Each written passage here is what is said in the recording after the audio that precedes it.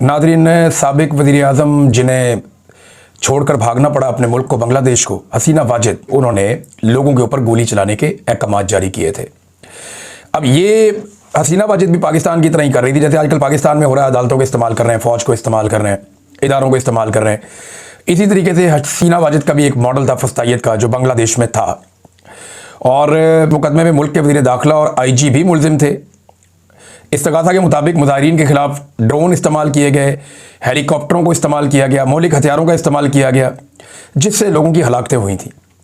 शेख हसीना वाजिद ने हुक्म दिया था और वज़ीर दाखिला और IG ने हुक्म पर अमल किया था, लेकिन IG जो है वो सुल्तानी गवाह बन गया कि जनाब मैं तो इनके कहने के ऊपर ये काम किया है। सज़ा हुई, IG को माफ़ी मिल गई, हसीना वाजिद को सज़ा हो गई, और 3 इल्ज़ामात हसीना वाजिद पे अब तक जो लगे हैं उनमें से 2 पर सज़ाए मौत और 1 पर उम्र कैद की सज़ा सुनाई गई है। और डॉक्टरों ने भी इसमें बयानात कलम बंद करवाए हैं। बहुत सारे लोग जो गोली चलाने वाले, ऐनी शाहिदीन, तहरीक जो लोग चला रहे थे, एहतजाज वाली, उसके शुरका और डॉक्टरों समेत कुछ 54 अफराद हैं जिन्होंने इसके अंदर हल्फिया बयान जमा करवाए या गवाहियाँ दी हैं।